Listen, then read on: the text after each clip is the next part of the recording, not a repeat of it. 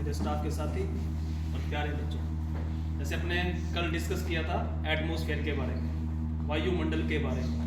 तो वायुमंडल में हमने बताया था कि जो सबसे ज़्यादा गैस होती है या वायुमंडल की सबसे अधिक मात्रा वाली जो गैस है वो कौन सी है? नाइट्रोजन। कितने परसेंट है? 78। इसके बाद फिर नंबर किसका आता है? ऑक्सीजन का 20.94 या 95 भी कई जगह लिखा होता है। और फिर आती है ऑर्गन, कार्बन डाइऑक्साइड, ये कई गैसें। फिर हमने इसके लेयर्स की बात की थी। जैसे हमारी अर्थ है, अर्थ के चारों ओर का जो आवरण है वो क्या कहलाता है? वायुमंडल कहलाता है, जो गैसीय आवरण होता है। और इसके ऊपर कई लेयर्स होती है। और लेयर में हमने जो सबसे निचली लेयर है उसका क्या नाम था? निचली परत है क्षोभमंडल, जो यहाँ पर इक्वेटर पर जिसकी ऊंचाई कितनी थी? 16 किलोमीटर के आसपास। और जो यहाँ पर पोल्स के ऊपर 8 से 9 किलोमीटर, ठीक है।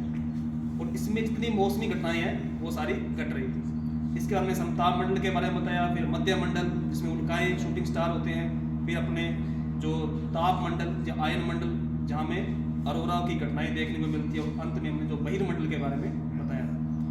आज हम एक नए टॉपिक की बात करेंगे जिसका नाम है भूकंप, अर्थक्वेक। भूकंप क्यों आते हैं, कोई बता सकता है? अर्थ को आने की वजह? प्लेटें आपस में टकराने के, तो ये कारण हो गया। और क्या कारण हो सकते हैं? देखो, भूकंप पहले तो ये पता होना चाहिए भूकंप होता क्या है। पृथ्वी की आंतरिक हलचलों से धरती का कंपायमान होना। अब भूकंप आने से धरती पूरी ऐसे नहीं हिलती, इसमें कुछ क्षेत्रों में हल्का कंपन महसूस होता है। कंपन महसूस होने से एक निश्चित क्षेत्र में ही उसका प्रभाव देखने को मिलता है। अब ऐसा तो नहीं कि धरती पूरी हिलेगी, पूरी धरती भूकंप आएगा, कुछ निश्चित क्षेत्रों में आता है। अब जो भूकंप है, दिल्ली के लगभग 50 भूकंप डेली आते हैं, प्रतिदिन 50 भूकंप आते हैं, लेकिन हमें उनके बारे में पता नहीं चलता। पता कब चलता है? कोई भीषण भूकंप हो या जिनसे कोई जान माल की हानि ज़्यादा हो। अपने अमेरिका में कोलोराडो के डेनेवर के अंदर एक बना हुआ है भूकंप सूचना केंद्र। वहाँ संसार में जितने भी भूकंप आए हैं उन सब की वहाँ सूचना रहती है। वो 1973 से लगातार काम कर रहा है, वो जो सूचना केंद्र बना हुआ है। अब हम बात करते हैं भूकंप आने के कारणों के बारे में। एक तो अभी बताया कि प्लेट विवर्तनी थी। जब प्लेटें आपस में टकराएंगी, जहाँ प्लेटें आपस में टकराती है तो वहाँ भूकंप आता है। या प्लेटें टकराने के बाद उस क्षेत्र के आसपास जब ज्वालामुखी फूटता है तो पहले भूकंप के झटके महसूस होते हैं। एक तो प्लेट टेक्टोनिक हो गया। भारत में भी जैसे प्लेट टेक्टोनिक्स का एक उदाहरण है, जो अपने हिमालय के आसपास जो भूकंप आते हैं वो प्लेट टेक्टोनिक्स की वजह से आते हैं। फिर एक अपना है असंतुलन की स्थिति, यानी कहीं पर यदि एक विशाल पर्वत हो, उसके बगल में यदि कोई गहरी खाई हो तो वो असंतुलन की स्थिति हो जाती है। असंतुलन की स्थिति को संतुलन करने के लिए भूकंप आते हैं। एक होता है ज्वालामुखी क्रिया। कहीं भी यदि ज्वालामुखी का विस्फोट होगा या ज्वालामुखी का उद्गार होगा तो उससे पहले भूकंप के झटके महसूस होंगे। जब मैग्मा धरती से बाहर निकलने का प्रयास करेगा तो ऊपर की सरफेस को वो तोड़ेगा, सरफेस को तोड़ेगा तो ऊपर वाले एरिया में भूकंप के झटके महसूस होंगे। एक होता है जलीय दाब। जलीय दाब जैसे कि अपने यहाँ कोई विशाल डैम बना दिया जाए, इतना विशाल डैम बना दिया जाए कि वहाँ असंतुलन की स्थिति पैदा होगी। एक जगह धरती पर ज़्यादा वजन हो गया, एक जगह कम वजन है, तो इनबैलेंस की स्थिति होने से क्या होगा? वहाँ पर में भूकंप के झटके महसूस होंगे। ऐसा एग्जाम्पल हमें देखने को मिलता है जो मिस्र के आसपास जो नील नदी है, नील नदी पर एक आसमान बांध बना हुआ है। उस बांध बनने से पहले वहाँ कोई भूकंप के झटके महसूस नहीं किए गए थे। वो काफ़ी समय से एक स्थिर स्थलखंड था, लेकिन जैसे उस डैम का निर्माण हुआ, वो डैम बनने के बाद वहाँ पर भूकंप के झटके महसूस होने लगे। भारत में भी कोयना का बांध है, उसके बनने के बाद वहाँ भूकंप के झटके महसूस हुए। तभी तो लोग बांध बनने का विरोध करते हैं, क्योंकि एक जगह यदि इतना सारा वजन धरती पर डाल दिया जाएगा तो वहाँ पर असंतुलन की स्थिति पैदा हो जाएगी। प्रकृति क्या करती है कि अपने को संतुलन हमेशा स्थापित कर लेती है। तो जैसे अपने उससे कोई छेड़खानी करेंगे तो वहाँ पर हमें प्राकृतिक आपदा का सामना करना पड़ेगा। अब हम बात करते हैं जो भूकंप आते हैं तो इनमें कई तरंगे काम करती है। 3 तरंगे होती है, जैसे पी, एस और एल।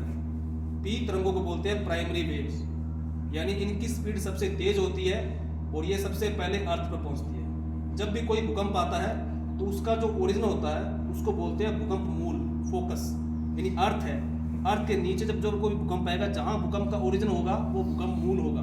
और सबसे पहले जिस सरफेस पर, इस पूरे अर्थ पर सबसे पहले जहाँ हमें भूकंप का झटका महसूस होगा उसे बोलते हैं एपिसेंटर या अभिकेंद्र। तो अभिकेंद्र तक जो सबसे पहले जो अपने वेव्स पहुँचती है उसका नाम है प्राइमरी वेव्स या पी तरंगे। ये इनकी स्पीड काफ़ी तेज होती है, ये 8 से 16 किलोमीटर पर सेकंड की स्पीड से ये गति करती है। तो सबसे पहले अर्थ के ऊपर ये पहुंचेगी और इनकी गति ध्वनि की तरह होती है। जैसे मैं बोल रहा हूँ तो मेरी आवाज़ आगे भी जा रही है और पीछे भी जा रही है, तो ये ध्वनि तरंगे होती है, यानी आगे पीछे चलती है। फिर हम बात करते हैं दूसरी तरंगों के बारे में। एक प्राइमरी तरंग के बारे में ये भी है कि ये दोनों माध्यम में प्रवेश कर जाएगी, ये सॉलिड में भी जाएगी और अपने जो द्रव अवस्था उसमें भी चली जाएगी। यानी अर्थ के पूरे एरिया में ये तरंगें जा सकती है। यानी मैग्मा के अंदर भी इसकी स्पीड थोड़ी कम हो जाएगी, लेकिन जो सॉलिड भाग है वहाँ ये आसानी से मूवमेंट करती हुई चली जाएगी। दूसरी है एस तरंगे, सेकेंडरी वेव्स। एस तरंगों में क्या होता है कि इनकी गति 4 से 5 किलोमीटर पर सेकंड होती है और ये उससे थोड़ा बाद में पहुंचती है और ये प्रकाश तरंगों की तरह होती है। प्रकाश तरंगे में जो भी टॉर्च चलाते हैं तो उसकी लाइट सिर्फ आगे ही जाएगी, पीछे नहीं जाएगी, तो वो इस प्रकार ये ट्रांसवर्स होती है, आड़ी चलती हैं, तो वो होगी सेकेंडरी। अब अपन बात करते हैं जो एल तरंगों के बारे में, जिसको बोलते हैं सरफेस तरंग या लॉन्ग सरफेस तरंग। इसका लव महोदय ने इनको दिया था और ये सबसे खतरनाक तरंगे हैं। धरती पर जो भूकंप लाने का जो काम होता है वो इन्हीं तरंगों के द्वारा आता है, एल तरंगों के माध्यम से। इनकी स्पीड सबसे कम होती है और ये जिग-जैग चलती है और भूकंप में सबसे ज़्यादा नुकसान इसी से होता है। अब अपने जो भूकंप आता है उसको जो नापने का एक यंत्र होता है उसको हम बोलते हैं सिस्मोग्राफ। और सिस्मोग्राफ में जिस स्केल का यूज़ किया जाता है उसका नाम है Richter scale. Richter scale Charles Richter ने दिया था, जो अमेरिकी विद्वान थे। इसमें क्या होता है 1 से 12 तक अंक होते हैं। इसमें 1 से 4 तक का यदि कोई भूकंप आता है तो उसे में बिल्कुल एहसास नहीं होगा क्योंकि वो नॉर्मल भूकंप है। लेकिन जैसे ही 4 से 7 तक का भूकंप आएगा तो हमें इस चीज़ का आभास होना स्टार्ट हो जाएगा, जैसे पंखे हिलने लग जाएंगे, मकानों में दरारें आ जाएगी, ऐसे पूरे डर का माहौल फैल जाएगा। और 7 से 10 का भूकंप आता है तो वो काफ़ी भयंकर होता है, उसमें जान माल की बहुत अधिक हानि होती है, इसमें पशुओं का, मनुष्यों का बहुत इसमें नुकसान होता है। और 11 से 12 का जो भूकंप आता है वो पूरी तरह से अर्थ को समतल कर देगा, यानी इतना तेज भूकंप होगा कि पूरी अर्थ को ही समतल कर देगा। आपने यदि कल रात न्यूज़ देखी हो तो आपने सुना ही होगा, कल एनसीआर में झटके महसूस किए गए, दिल्ली एनसीआर में भूकंप के, शायद आप लोग नहीं टच में होंगे। दिल्ली में भी कल भूकंप आया था। अब भूकंप आने की वजह आपने कई बार सुना होगा, दिल्ली के आसपास एरिया में भूकंप बार बार आते हैं। क्यों आते हैं? क्योंकि जो पूरा विश्व वितरण है भूकंप का वो 3 मुख्य पेटियाँ हैं। सबसे पहली है परिप्रशांत पेटी, जिसे रिंग ऑफ फायर भी कहते हैं। इसमें सबसे अधिक भूकंप आते हैं। इसमें देखिए आप, ये यहाँ से देखिए, ये रूस के बगल से होता हुआ, ये जापान से होता हुआ, ये पूरा प्रशांत महासागर, ये आपको नीला नीला दिखाई दे रहा है, ये सारा पैसिफिक ओशन है, प्रशांत महासागर है। इसके चारों तरफ हमें भूकंप के झटके हमेशा महसूस होंगे। क्यों? ये परिप्रशांत पेटी है, यहाँ जापान से लेकर इधर अलास्का और इधर अमेरिका से होता हुआ नीचे दक्षिण अमेरिका में चिली से होता हुआ नीचे ऑस्ट्रेलिया है, ये रहा ऑस्ट्रेलिया, इधर न्यूजीलैंड, यहाँ से पूरा ये रिंग ऑफ फायर है। यहाँ पर हमेशा भूकंप के झटके महसूस होंगे क्योंकि यहाँ जब प्लेटें आपस में टकरा रही है तो ज्वालामुखी भी आएंगे और भूकंप भी आएंगे। दूसरी पेटी है मध्य महाद्वीपीय पेटी, अपने अफ्रीका के जस्ट ऊपर से यहाँ से होता हुआ और ये अपने भारत के हिमालय पर्वत के आसपास ये पूरी बेल्ट है। इस बेल्ट में हमेशा भूकंप देखने को मिलते हैं। अपने जो हिमालय के आसपास भूकंप आते हैं नेपाल में या भारत में या अफगानिस्तान में, वो इसी पेटी में आते हैं। एक पेटी अपने पास ये है अटलांटिक ओशन की, ये पूरा अटलांटिक ओशन है जो आपको एस शेप में दिख रहा है ऐसे।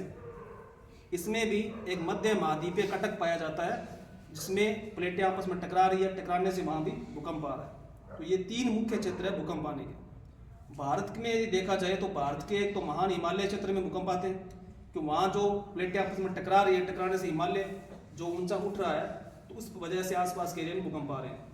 जैसे कल भूकंप आया, इससे पहले आपने देखा होगा नेपाल में बहुत भयंकर भूकंप आया था जिसमें काफ़ी नुकसान हुआ था। काबुल में भूकंप आया। नहीं, अपने यहाँ जो आसपास भूकंप आता है उसका जो एपी सेंटर होता है, जब अपने जो बात की ना जो सबसे पहले ऊपर तरंगे आएंगी, वो या तो काबुल के आसपास होगा या नेपाल के आसपास होगा, क्योंकि वहाँ अपनी प्लेटें टकरा रही है। अपने उसका क्षेत्र काफ़ी दूर आ जाता है तो अपने इसका प्रभाव काफ़ी कम देखने को मिलेगा। अपना एरिया वैसे सुरक्षित माना जाता है भूकंप की दृष्टि से। तो ये हो गए अपने भूकंप के जो क्षेत्र हो गए विश्व वितरण के अंदर। अब भूकंप से जान माल की भी काफ़ी हानि होती है। जैसे जो आसपास के जो क्षेत्र है उसमें एक असंतुलन स्थिति पैदा हो जाती है। इसीलिए बार बार जो अपने समाज सेवी होते हैं वो इन चीज़ का विरोध करते रहते हैं, डैमों का भी, जिससे असंतुलन स्थिति पैदा ना हो, प्रकृति से कोई छेड़खानी ना हो। तो भूकंप के बारे में इतना ही। अब अपने जाते जाते वही कहेंगे कि अपना दुख दर्द कभी लोगों को मत बताओ, क्योंकि मरहम सभी के घर नहीं होता, लेकिन नमक सभी के घर मिलता है। धन्यवाद।